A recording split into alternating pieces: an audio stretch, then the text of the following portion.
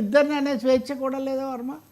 ఒక్కరినే అనాలి, ఒకరిని తప్పకుండా. ఇది ఎక్కడ భారతం అండి? సార్, బనకచర్ల వివాదం ఏపీ తెలంగాణలో యుద్ధమేనా?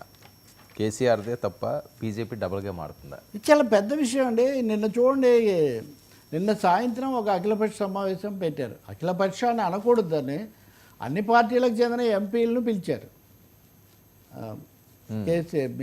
రేవంత్ రెడ్డి, ఉత్తమ్ కుమార్ రెడ్డి, వీళ్ళు అన్ని పార్టీలు. అంటే బీఆర్ఎస్ తరఫున రవిచంద్ర అనే ఎంపీ వెళ్ళారు. ఆయన బాయ్కాట్ చేసినట్టున్నారు. కాసేపు ఏవో కొన్ని ప్రశ్నలు వేసి బీజేపీ వాళ్ళు రఘునందన్, అరుణ, వీళ్ళు డికే అరుణ వీళ్ళు పాల్గొన్నారు. బాగానే ఉంది.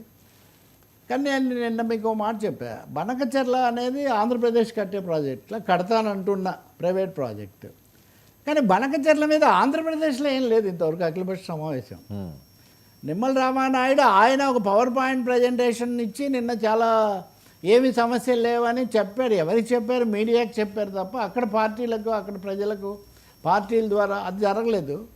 ఇక్కడ రేవంత్ రెడ్డి ఏమో బీఆర్ఎస్ కాంగ్రెస్ మధ్యలో బీజేపీ కూడా ఆ మాటకు వస్తే ఒక వార్ జరుగుతుంది, మీ వల్ల జరిగిందంటే మీ వల్ల జరిగిందని. రేవంత్ రెడ్డి నిన్న ఆ సభకు ముఖ్య అతిథి. ఆయన అసలు కార్యక్రమం ఇరిగేషన్ శాఖది కదా. ఇంట్రెస్టింగ్ థింగ్స్ చెప్పారు. ఓ 3-4 విషయాలు చెప్తాను, అవి తెలుసుకోవాల్సినవి కూడా మనం ప్రాజెక్టుల గురించి.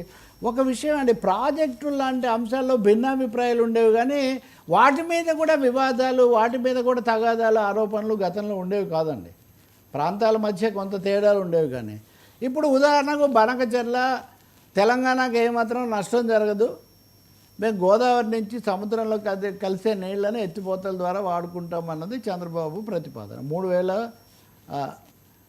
ఇవి అక్కడ కలుస్తున్నాయి టీఎంసీలు, కాబట్టి ఆ 3000 టీఎంసీలు అందులో మేము తీసుకునేది 200 టీఎంసీలే అని చెప్తున్నారు. రేవంత్ రెడ్డి నిన్న చాలా ఆసక్తికరమైన ప్రతిపాదన ఏం చేశాడంటే, మీరు చంద్రబాబు గారు 3000 టీఎంసీలు మీరు ఉన్నాయి కలుస్తున్నాయి అంటున్నారు కదా, తెలంగాణలో మేము కట్టుకునే ప్రాజెక్టులన్నిటికీ నో అబ్జెక్షన్ సర్టిఫికేట్ ఎన్ఓసి మీరు ఇవ్వండి.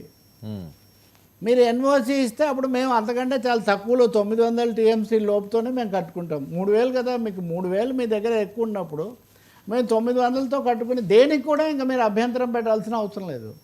కానీ మీరు పెట్టిన అభ్యంతరం లేఖలు కేంద్రం దగ్గర ఉన్నాయి.